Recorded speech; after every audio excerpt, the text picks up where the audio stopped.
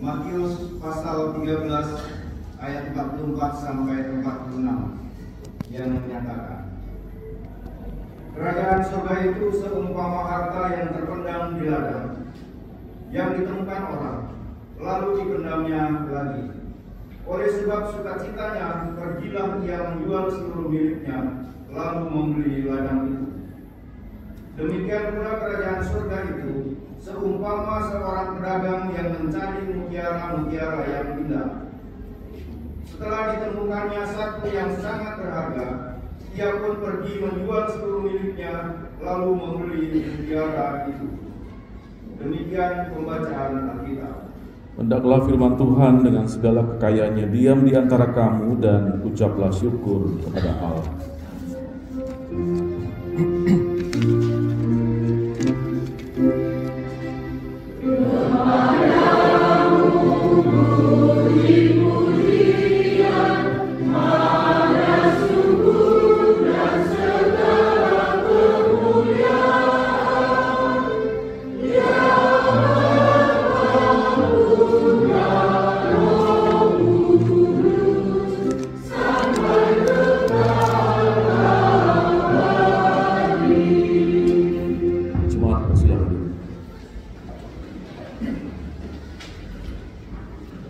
Selamat pagi, Shalom. Bapak Ibu sehat? Puji Tuhan, sehat. Ya, hadisnya sehat. Bapak Ibu Saudara yang Tuhan Yesus kasihi, setiap hal yang berharga itu tentunya membutuhkan pengorbanan untuk mendapatkannya. Kita harus sepakat dulu untuk hal ini. Tidak ada seorang pun yang rela berkorban untuk sesuatu yang tidak bernilai bagi dirinya. Saya kasih contoh. Anak remaja kita, dia pasti akan berkorban untuk menabung duit jajannya, supaya dia bisa beli smartphone yang terbaru. Dia akan menahan dirinya untuk kumpul dengan teman-temannya karena dia mau berkorban mendapatkan sesuatu. Seorang istri, dia akan berkorban untuk waktu, tenaga, pikiran. Dia membuang semua keinginan dagingnya, lalu dia berkorban untuk mengurusi rumah tangganya, untuk suaminya dan untuk anak-anak. Seorang ayah, dia akan berkorban untuk bekerja sampai larut malam untuk memenuhi kebutuhan keluarga. Kita bisa lihat, Bapak Saudara, bahwa pengorbanan itu dilakukan dengan kesungguhan hati. Matius 13 ayat 44 sampai 46 yang kita baca ini mengajarkan bahwa hal kerajaan surga itu seperti seseorang yang menemukan harta terpendam di dalam sebuah ladang, lalu dia menjual seluruh miliknya untuk membeli ladang tersebut. Lalu ada peristiwa berikut, Bapak Saudara, ada seseorang pedagang yang mencari mutiara. Kalau di terjemahan Alkitab yang terbaru, yang kedua, itu dijelaskan hanya satu butir mutiara. Kalau di Alkitab terjemahan lama tidak dijelaskan ada berapa banyak. Tapi ini hanya satu butir saja. Setelah dia menemukan satu butir, lalu dia menjual seluruh milik harta. Nah, pertanyaan buat kita pada pagi hari ini, Bapak Ibu Saudara, sebagai awal perenungan kita, orang akan bertanya, mengapa mereka menjual segala miliknya untuk menebus ladang dan mutiara itu? Itu pertanyaan sederhana di awal perenungan kita. Kok bisa ya? Jawabannya sederhana, Bapak Saudara, sebab harta terpendam itu dan mutiara yang berharga itu, yang indah itu, nilainya jauh lebih besar dari harta yang mereka miliki. Maka Bapak Saudara, konsep seperti inilah kerajaan sorga itu sangat berharga bagi kita. Demikian kalau kita berbicara tentang Kristus, itu sangat berharga buat kita. Bapak Saudara, ada banyak cara Yesus untuk memberitakan tentang kerajaan sorga. Salah satunya adalah menggunakan perumpamaan.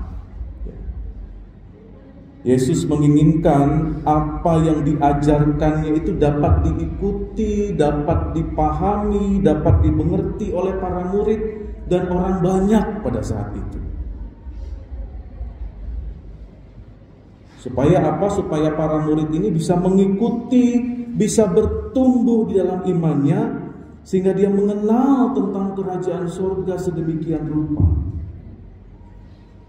Bapak Ibu kalau baca pasal 13 di Matius ini, Bapak Ibu bisa lihat di situ ada banyak sekali perumpamaan-perumpamaan tentang lalang di antara gandum, biji sesawi dan ragi, tentang lalang di antara gandum sekali lagi dibahas, tentang juga pukat dan lain sebagainya.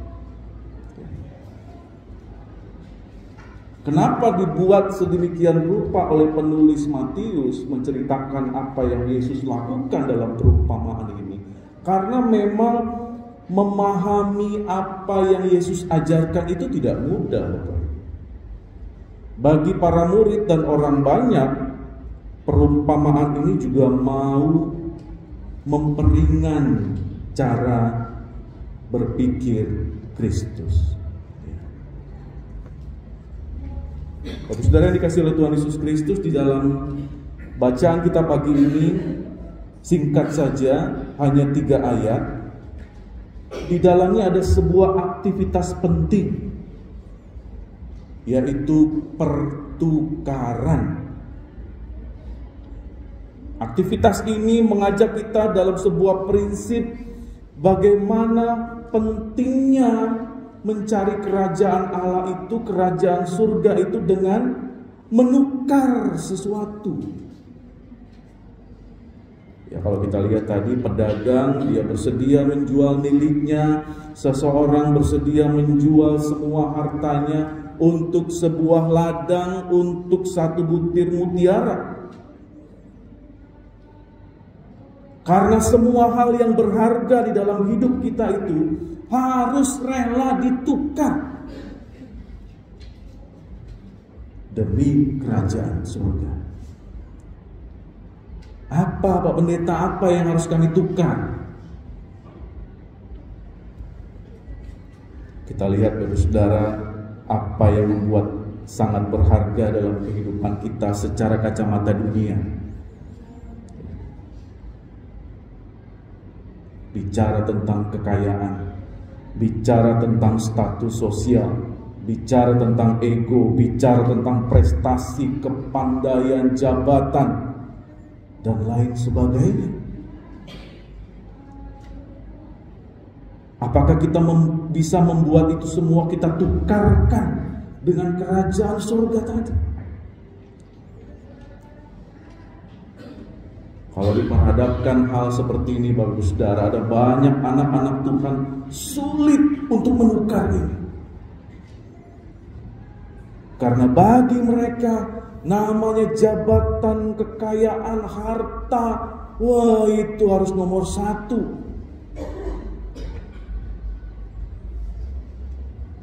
Padahal kita tahu Bapak Saudara, apa yang kita punya hari ini,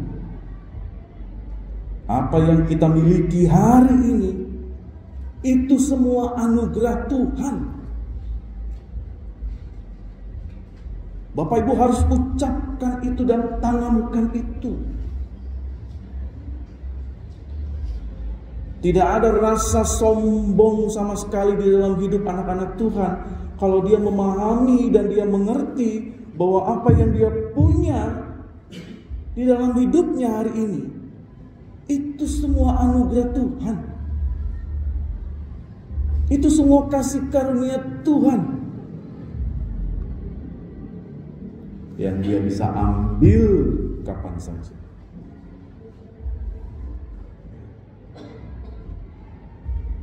Bapak Ibu sudah punya pengalaman tentang itu? Sudah. COVID-19. Orang yang paling kaya sekalipun, orang yang paling tinggi jabatannya sekalipun, bahkan di level dunia,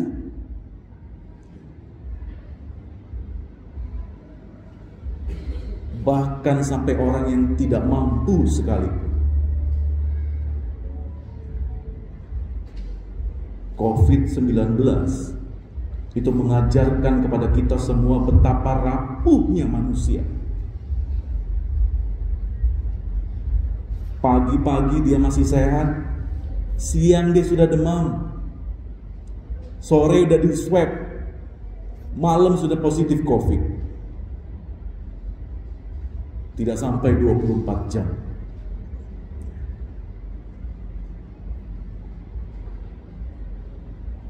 Itu contoh yang sudah kita lewati beberapa tahun yang lalu. Tetapi kita bisa memaknainya sampai hari ini. Lalu apa yang harus kita lakukan Bapak Ibu dalam kita mencari kerajaan Allah? Matius 16 ayat 24 katakan, sangkal dirimu, pikul salib Kristus dan ikut Yesus. Susah atau gampang? Ini Bapak Ibu. Gampang Pak Pendeta sampai di sini. Begitu kita melangkah, susah ya. Sangkal, menyangkal diri, pikul salib, ikut Yesus. Hai, apa nggak ada cara lain Pak Pendeta? Kan ada. Kalau mau hadirkan kerajaan Allah di dunia ini, sangkal dirimu, pikul salibnya, ikut Yesus. Bapak Ibu Saudara yang dikasihi oleh Tuhan Yesus Kristus, melalui perumpamaan pagi ini Yesus hendak menyampaikan sebuah realita tentang bagaimana kerajaan surga di tengah-tengah dunia ini. Hal kerajaan surga seringkali tidak dirasakan karena memang tidak terlihat, tetapi bukan berarti tidak ada.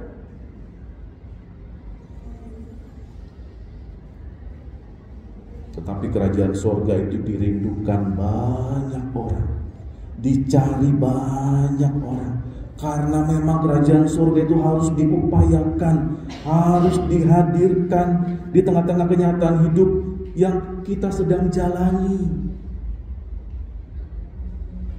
Ada banyak ketidakpastian, iya.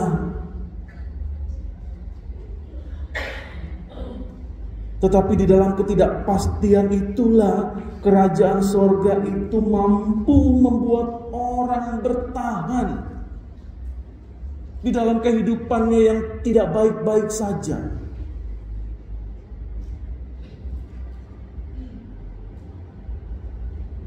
Karena bicara kerajaan sorga itu bukan selalu bicara nanti.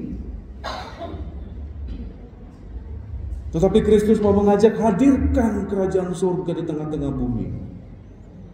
Di mana kerajaan sorga itu bisa membuat kita bertahan sekali lagi dalam kehidupan yang penuh dengan ketidakpastian.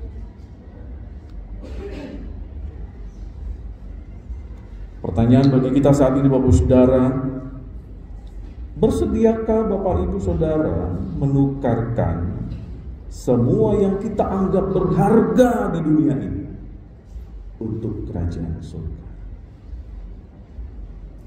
Nah, sebentar dulu Pak Pendeta, nanti dulu, pikir-pikir dulu, kelak dulu.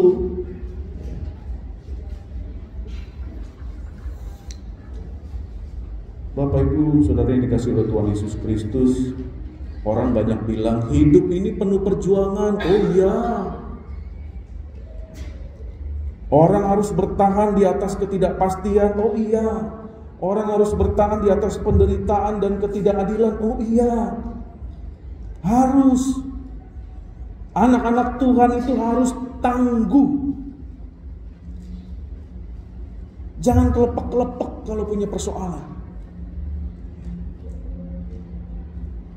Mau ditarik kemanapun dia, anak-anak Tuhan harus bertahan.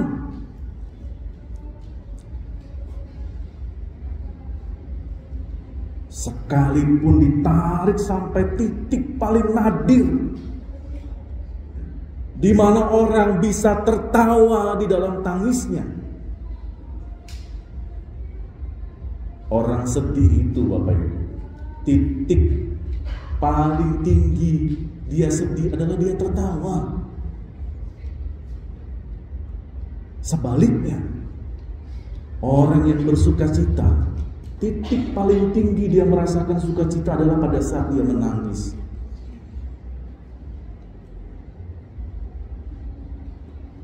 Makanya ada yang bilang, dia nangis terbahak-bahak. Dan dia tertawa, terisak-isak. Saking gak tahu lagi mau bikin apa Pak Pendeta. Keluarga kami sudah penuh dengan persoalan, gak tahu lagi mau bikin apa. Ekonomi sekarang tidak baik-baik saja, kami gak tahu lagi nak bikin apa. Sakit penyakit ini sudah terlalu lama, gak tahu lagi nak berobat kemana. Sudah tidak tahu lagi kalimat apa yang paling cocok untuk diucapkan dalam doa. Tak tahu lagi. Ku tak tahu lagi macam mana ngertinya istriku ini. Ku tak tahu lagi macam mana ku nak ngerti suamiku ini.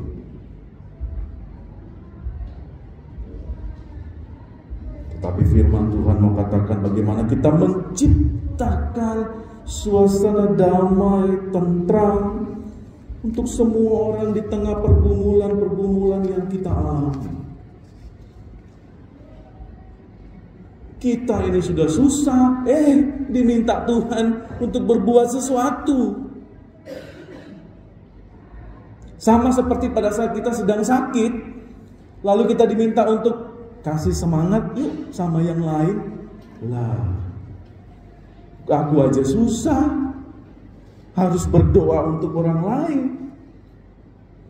Di tengah keterbatasanmu itulah Tuhan menguatkan untuk menjadi berkat bagi banyak orang. Amin. Amin Bapak Ibu. Pangkal Pinang sedang tidak baik-baik saja, semua tahu. Ekonomi Bangka Belitung itu sudah nomor 3 inflasinya. Kita semua bisa baca di Google. Lalu apa? Anak-anak Tuhan lalu mau bikin apa? Oh, anak-anak Tuhan itu harus optimis. Ekonomi Bangka Belitung akan kembali pulih. Gimana caranya? Bapak Ibu harus tetap bertahan, harus tetap menjadi anak-anak Tuhan yang tangguh, yang selalu optimis dalam setiap persoalan dan pergumulan. Maka firman Tuhan hari ini kita bisa melihat Bapak Saudara, bagaimana dunia sekitar kita menjadi tempat pemerintahan Allah, yaitu kerajaan surga. Tidak perlu kita harus meninggal dulu supaya tahu seperti apa kerajaan surga. Matius tidak akan menulis seperti ini kalau ini bicara untuk next kehidupan.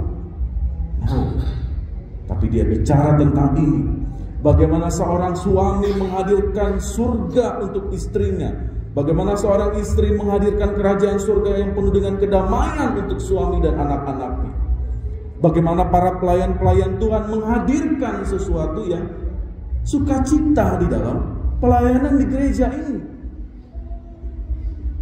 Bapak Ibu Saudara di dalam rumah tangganya masing-masing, di dalam pekerjaannya, di dalam usahanya, di dalam pergumulan kita pribadi lepas pribadi. Saya mau menghadirkan kebaikan dan kesejahteraan bagimu lewat mulutku, lewat tingkah laku, kata dan perbuatanku, sehingga orang-orang bisa merasakan, oh betapa Yesus mengasihi orang ini.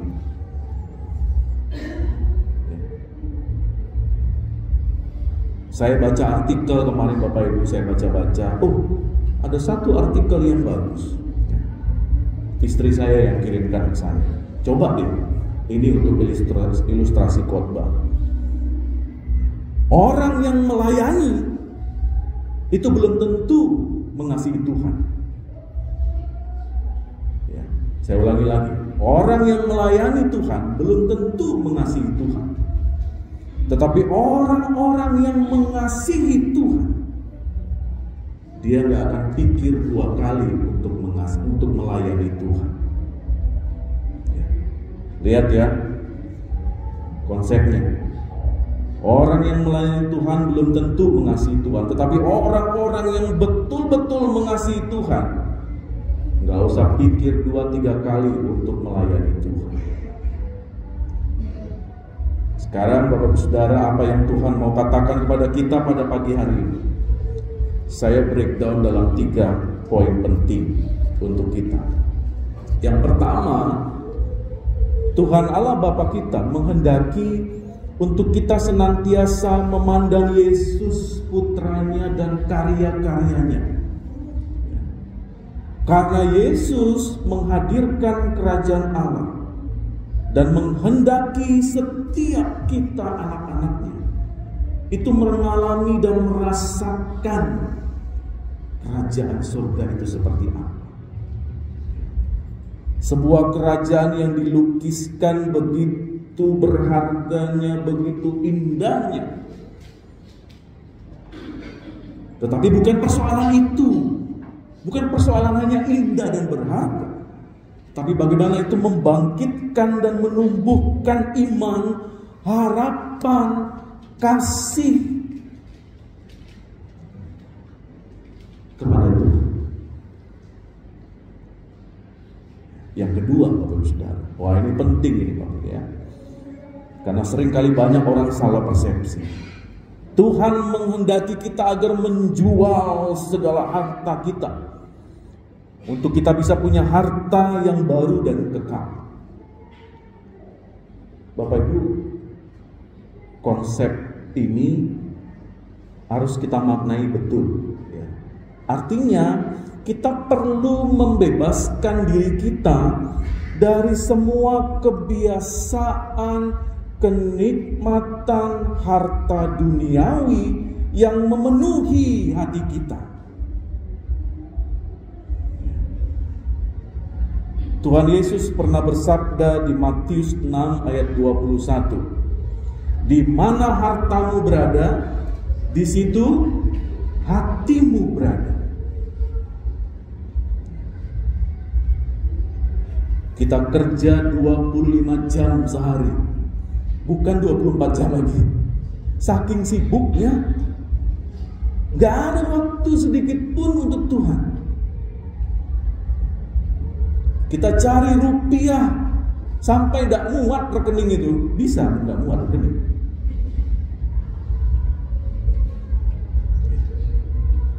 Bapak Ibu kalau punya waktu, belajar sama orang-orang nomor 1 di dunia ya. Saya pernah ceritakan ini di khotbah-khotbah kita sebelumnya. Presiden Amerika Barack Obama punya kebiasaan penting di dalam rutinitas kehidupannya. Waktu dia menjabat sebagai Presiden Amerika beberapa periode yang lalu, dia punya kebiasaan Bapak Ibu. Sebelum dia melakukan banyak aktivitas di seluruh dunia, memikirkan seluruh dunia, yang dia lakukan di setiap pagi adalah dia berdoa. Enggak banyak,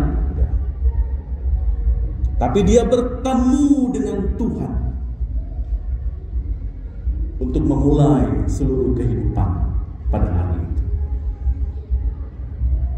Apa yang dia tidak punya, Bapak Ibu? Dia punya kuasa, dia punya wibawa. Oh, itu levelnya Presiden Amerika itu level dunia. Tetapi masih bisa dia meluangkan waktu kepada Tuhannya untuk berdoa. Doanya minta apa? Minta duit? Enggak. Minta apa? Jabatan? Enggak.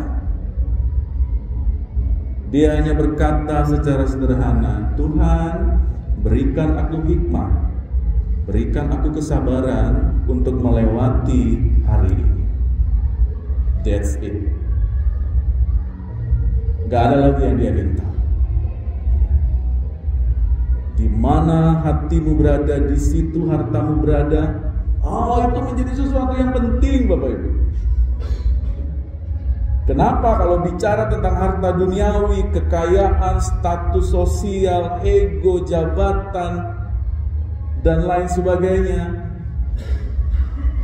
ingat, itu semua anugerah Tuhan. Amin. Bukan yang Bapak Ibu cari, tapi Tuhan yang kasih. Yang terakhir, Tuhan menghendaki kita agar kita bermetanoia. Artinya mengubah pikiran kita tentang sesuatu. Bapak Ibu jangan sangkal dirimu bahwa kita masih hidup dalam kedagingan, masih hidup dalam ketamakan. Firman Tuhan hari ini mau berkata bahwa sesungguhnya kerajaan Allah yang berharga itu adalah Yesus dan karya-karyanya. Mari kita berusaha untuk kita semakin mengasihi Yesus, menjadikan Yesus sebagai satu-satunya harta kita yang paling berharga di dunia ini. Bapak Ibu mau cari apa di dunia ini? Mau cari apa? Umur manusia paling top 70, 80, 90 sudah jarang, 100 apalagi. Makan kita paling banyak berapa banyak? 1 piring, 2 piring. Itu udah kekenyangan. Jam tangan kita bisa pakai berapa banyak? Gak mungkin 10 kiri 10 kanan. Mobil kita berapa banyak? 10-10nya bawa ke gereja? Enggak. 1 kan?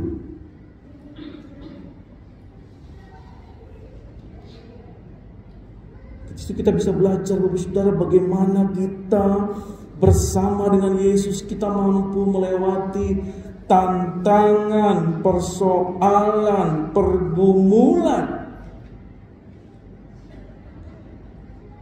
yang Bapak Ibu sedang alami saat ini. Oh, bersama dengan Yesus aku dikuatkan. Aku bersama dengan istri dan anakku, dengan suamiku, aku mengandalkan Kristus. Bapak Ibu akan punya kekuatan baru. Kekuatan itulah yang akan membawa Bapak Ibu dengan langkah tegap maju ke depan. Dengan langkah pasti dan optimis, semua akan baik-baik saja. Walaupun hari ini kita belum bisa melihat apa rencana Tuhan, tapi yakin dan percayalah bahwa Tuhan berjalan bersama dengan Bapak Ibu Saudara dan saya. Amin. Tuhan Yesus memberkati. Amin. Sambil kita bersaat teduh, kita akan mendengarkan vokal grup Tesalonika. Akan kupikul salibku, cukuplah kasih setiamu. Ku bertahan, kau kuatku, teguhkanlah imanku. Dengan judul Hari yang Terbaik.